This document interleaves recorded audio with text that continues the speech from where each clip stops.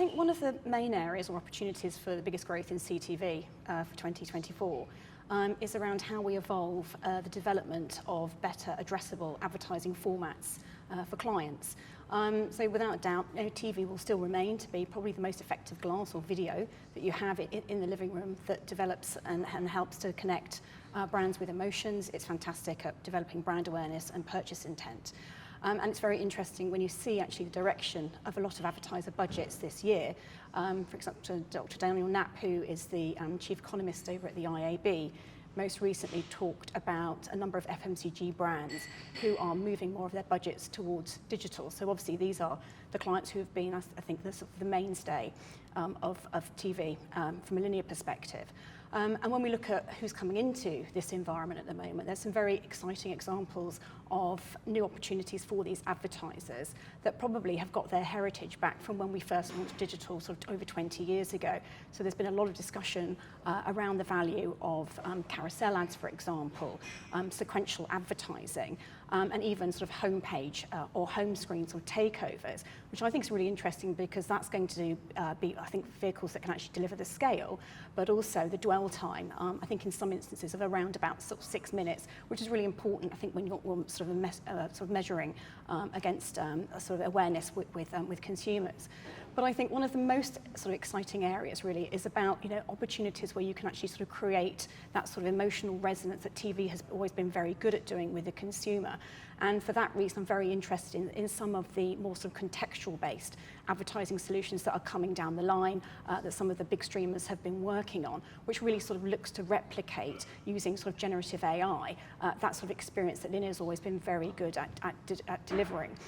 So these, I think, are going to be the areas that I think are really going to be able to enable advertisers to buy at scale, programmatically, confidently, and really sort of replicate, I think, the success that linear TV traditionally has had, but enabling new formats where they've not been able to deliver previously.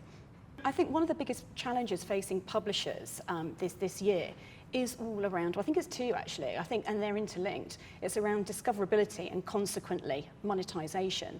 I heard a great comment last week, which I won't attribute to myself, but someone from LG, that talked very much about the fact that whilst content is king, discoverability is queen.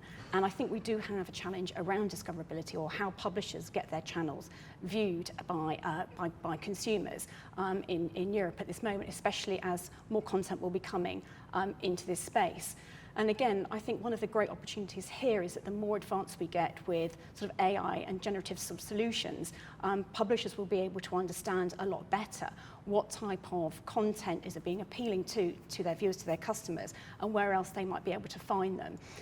We've had great success in the US with the development of a product called Content Discovery that enables content people coming into this area to understand how to better market their channels to new customers using AI. And we had a case study that was developed with a company called Tastemade, who again were looking to attract, retain, but also grow their viewers, which obviously is very important in order to sort of offset, I suppose, their profitability against the lifetime value that subscriptions can drive for them. And we found that over the duration of the campaign that we launched with them, they were tracking every week to see how the growth had come, that across the period of the campaign, they'd driven 153% ROAS on that investment. Yeah, so I think quite often we always talk about the US being quite far advanced, I think, in terms of how we sit against EMEA versus the US. I think in some instances, people say a couple of years. I think if you talk to Wurl, we'd probably say that difference is about 5. And our CEO, Ron Gutman, has been quite vocal, I think, in terms of what he sees as the key things for advancement of FAST and CTV in 2024.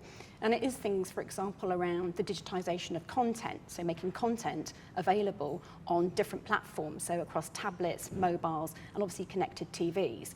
The second piece is around the monetisation, which obviously is really key, and we can see already that a lot of the streamers are experimenting with different ad-tiered products as the subscription model sort of moves away.